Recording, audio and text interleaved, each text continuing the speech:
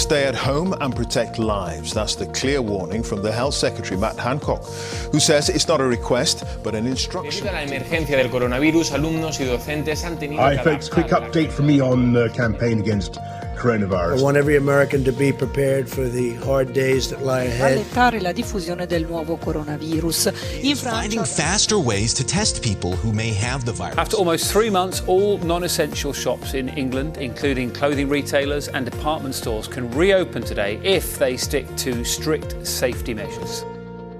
Hello and welcome to Corona Chronicles, where in the coming weeks we will attempt to touch base with a wide range of people from all walks of life to talk about how the current situation is impacting them both professionally and personally, as well as offering a cupful of cheer, some top tips and stats, and most importantly to touch virtual base with a cheery hello and without the need for hand sanitiser. I'm Nick Randall.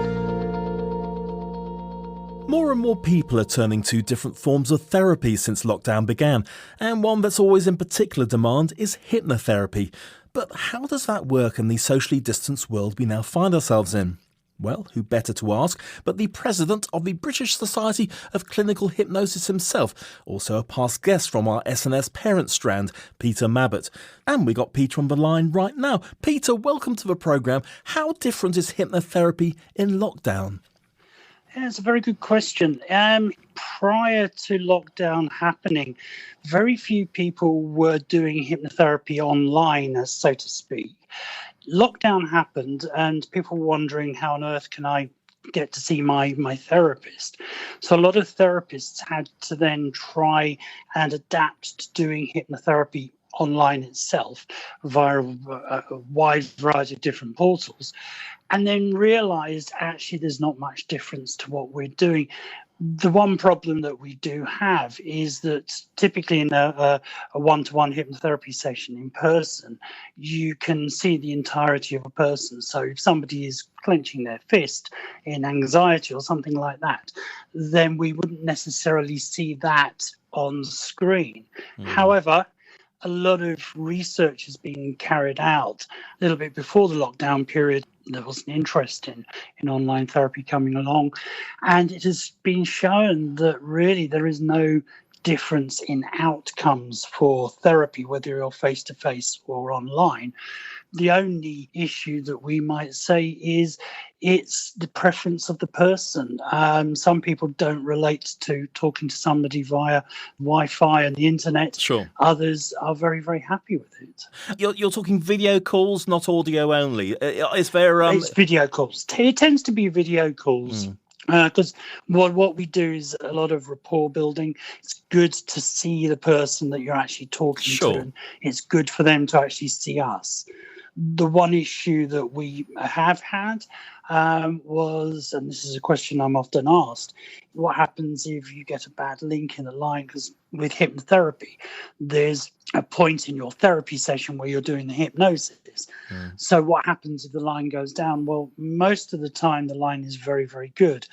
Before we get to the hypnosis, we tend to pick up on the quality of the line.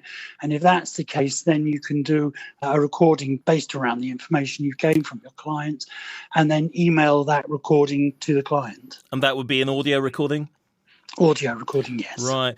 What concerns, without breaking any specific confidences, have you been hearing about from your clients? I mean, is there anything different, obviously, with the pressures of lockdown?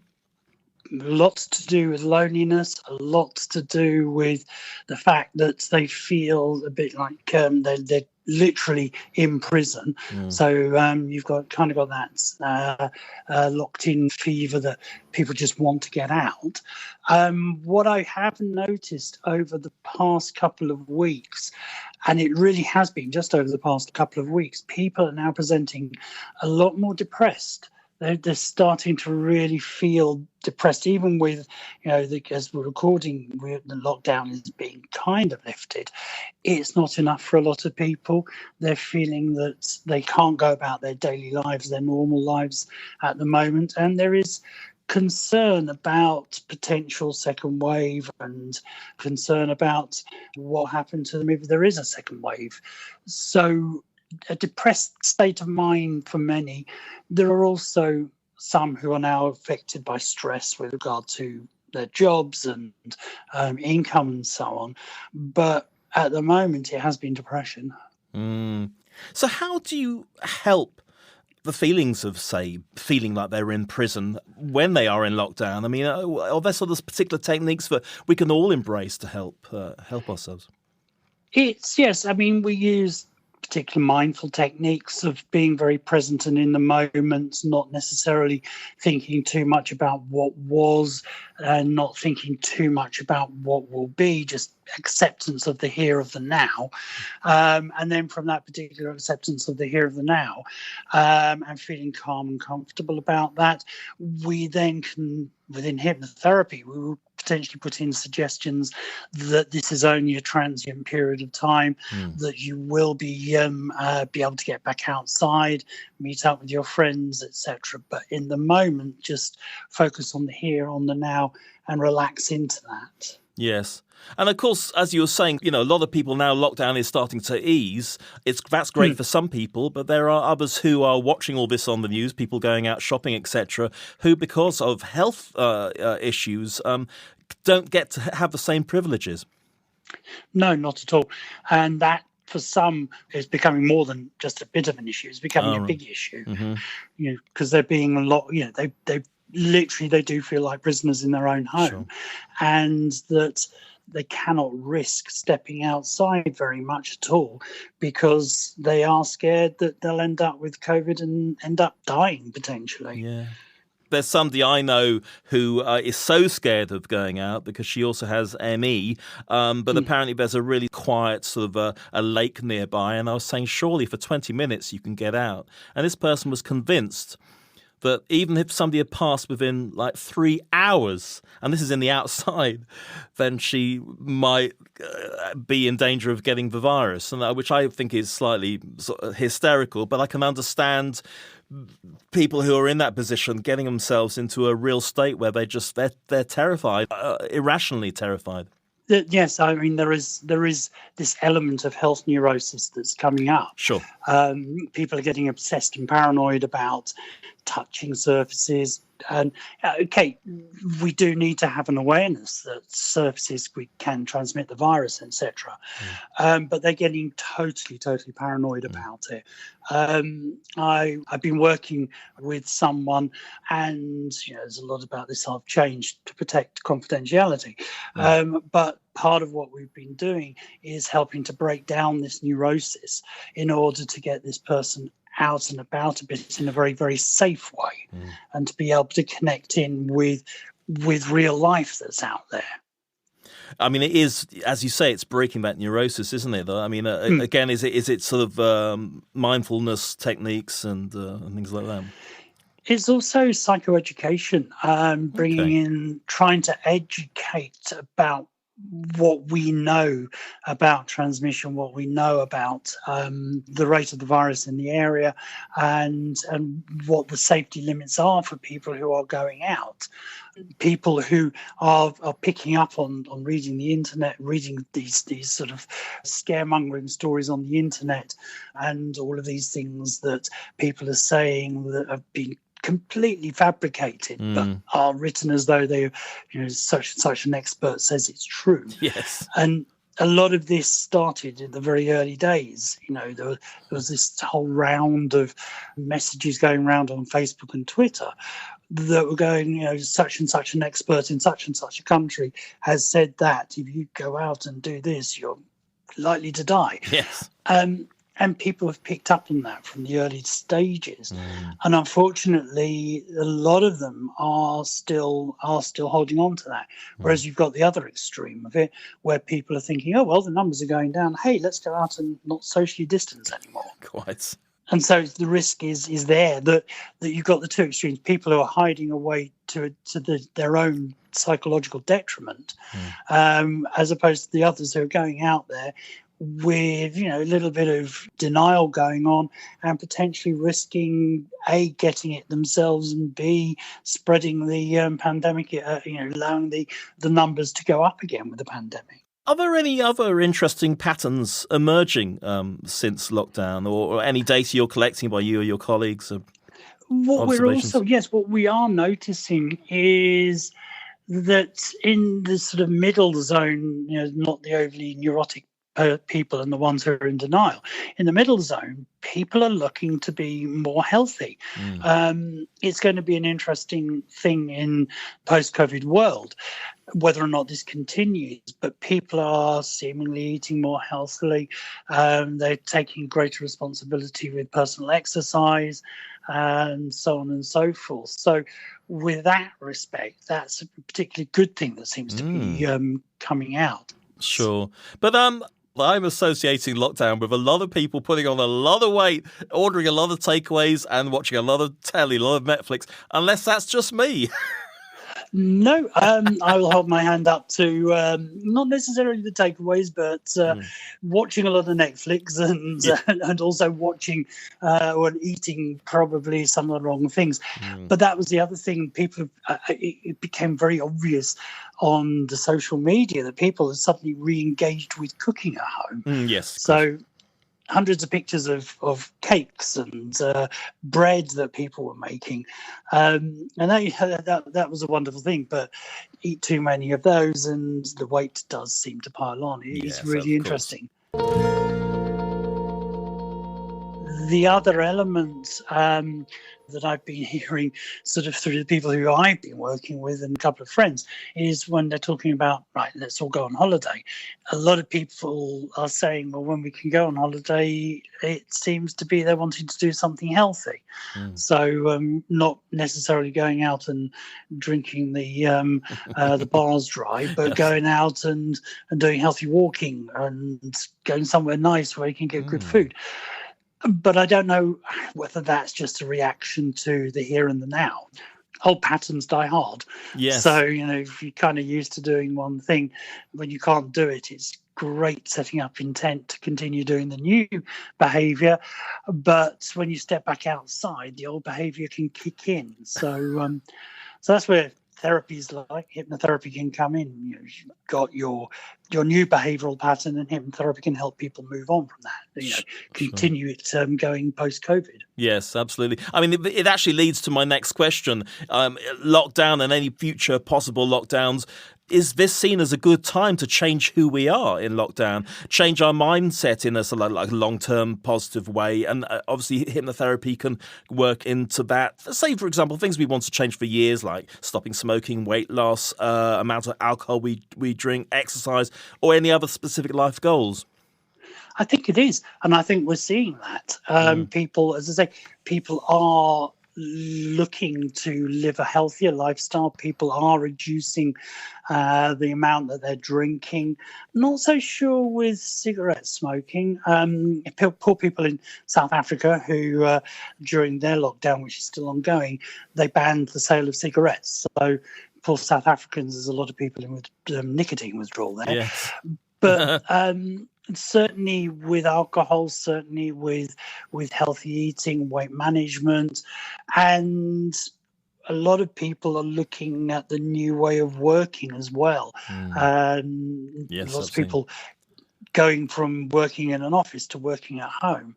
And it is a good chance to be able to sit back and reflect and review your life and start building up on the new things you're wanting to do.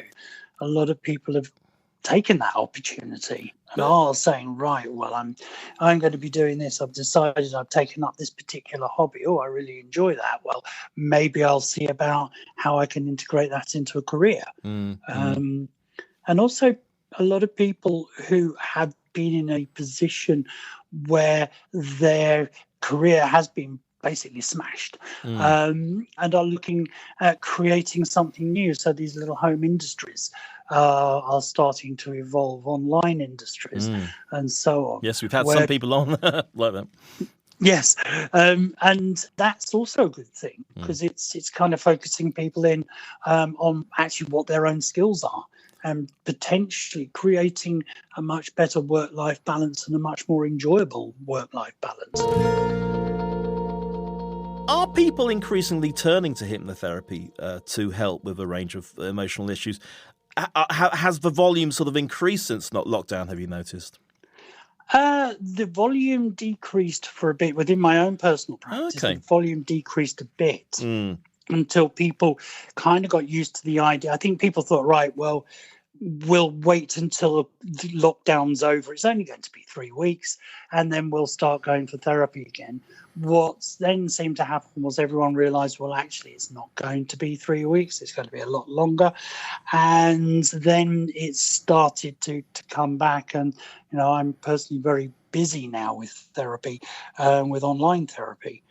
So, yes, people are connecting a lot more to it than they were beforehand.